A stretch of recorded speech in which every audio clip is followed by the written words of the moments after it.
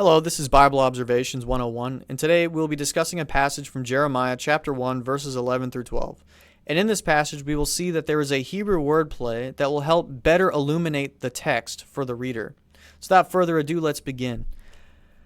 The word of the Lord came to me saying, "What do you see, Jeremiah?" And I said, "I see a rod of an almond tree." Then the Lord said to me, "You have seen well, for I am watching over my word to perform it." So already it seems like a pretty weird passage, one that maybe seems worthy to skip over. Maybe to find a passage about Jesus or something more comfortable or familiar. But what I want to do is sort of help you enhance your Bible reading experience by paying a close attention to the details. So let's unpack what this is doing. So God's going to tell him, "Hey, what do you see, Jeremiah?" So he's going to see a rod of an almond tree. Here's the object, rod of an almond tree. Then the Lord said to me, "Hey, look, what you saw, that's correct. You saw what you saw. For I'm watching over my word to perform it." So what we can see already is that this rod of an almond tree, this object, is being associated with the concept of God watching over his word to perform it, right? So let's try to figure out why this is so. Why the almond tree is being associated with the idea of God watching over his word to perform it, this rod of an almond tree, right? One may ask, why not something else, right? Why not associate the idea of God watching his word to perform it with a rock, right? Or maybe a waterfall, something else, right? Why this? So let's look at the Hebrew to see, maybe we can see some kind of discernible pattern in the text. So already I see a rod of an almond tree. This is machel shached ani roeh. So I see a rod or branch of an almond tree, right? Rod, branch, almond. Really, it's the word almond, but to make sense in the sentence, they put almond tree. Ani roeh, I see. So Jeremiah is going to see a rod of an almond tree.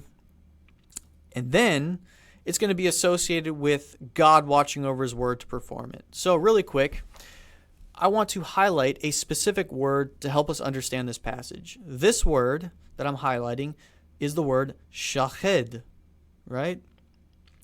And this word shached is related to this word that's highlighted down here. You see how it looks exactly the same except for these vowel points at the bottom of the consonants, right? You see the word shached. And this is the word shoched. Sounds almost the same too.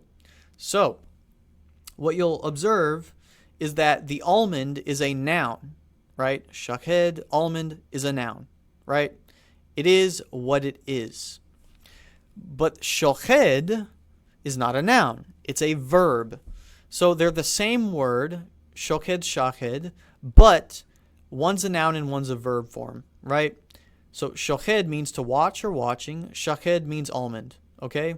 So the author, right, is deliberately trying to get our attention to the almond having something to do with watching, right? The question is, what do they have to do with each other? What is this association? Why not a different object? Why an almond?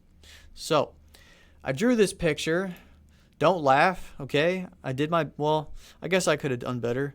But see the eyes of this person? These are what I was trying to show is an almond, okay? The almond is associated with the eye, right? It fits perfectly with the passage, and it's quite creative, right? So the eye, you use your eyes to watch. Use your eyes to watch, right? And so the wordplay here, shached, shoched, is because the almond looks like an eye, and because it looks like an eye, it's going to be symbolically related to God watching over his word. It's pretty cool, huh? So what I want to do next, really quick, is to sort of show something called interlinear analysis. Uncovering this passage, right, can help us uncover other passages, other weird passages, right? You ever heard of that story about Aaron's rod that buds almonds? Well, maybe, just maybe, we can figure out possibly what that meant, right? Using Jeremiah chapter 1, verses 11 through 12, right? Now, with a procedure like this, we do have to be careful, right, that we're not messing with the text in the sense we're inventing things. So let's try to not go above and beyond, right? Let's try to keep it a little bit grounded, or I'll try to, right? Sometimes I can get out of hand. But anyway, let's proceed to Numbers chapter 17. So in Numbers chapter 17, Aaron's rod is going to bud almonds, right? So the context is in chapter 16 up here, right? The sons of Korah are going to rebel, right, against Moses.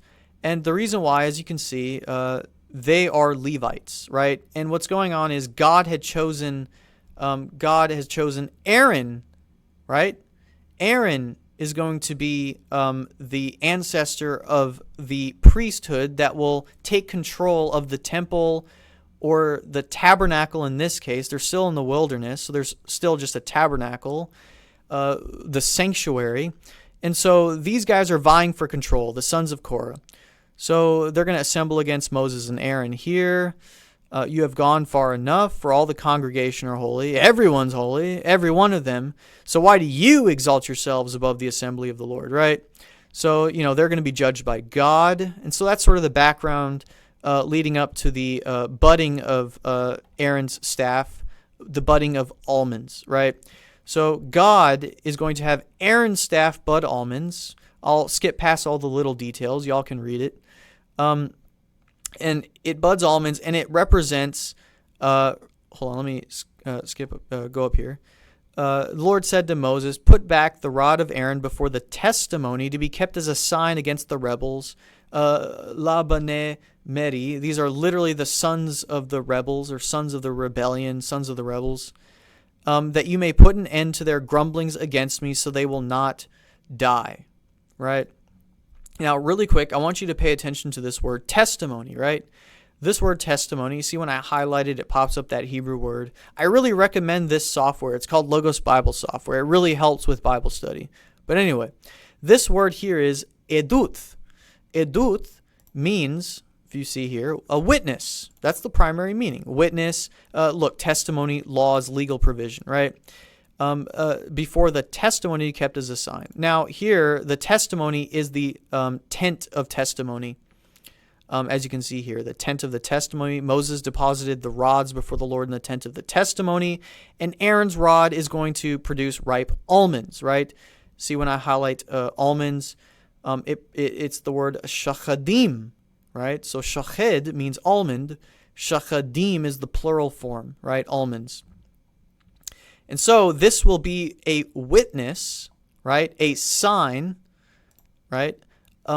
Against Israel, or those who rebelled, against the rebels, right? Now the word testimony has to do with witness, right? And so the rod is going to be presented at the tent of witness, right? The tent of the testimony, where all these people or witnesses are going to observe it and know for sure, scrolling down to chapter 18, that Aaron and his household will be the ones that will take charge of the sanctuary, the priesthood, right? So this we can kind of see, based on Jeremiah chapter 1, what the almonds more than likely represent here, the idea of a witness, to watch. You see that? And so there is a sort of interlinear analysis that we can apply here. But anyway, that's all for this video. Stay tuned for much more deeper connections. I tried to start with one that is a little more short, so I can just kind of get a hang of, producing videos. I'm not used to this. So anyway, stay tuned for more interesting topics. And if you want me to go over something interesting or some kind of topic in the Hebrew Bible, let me know in the comments.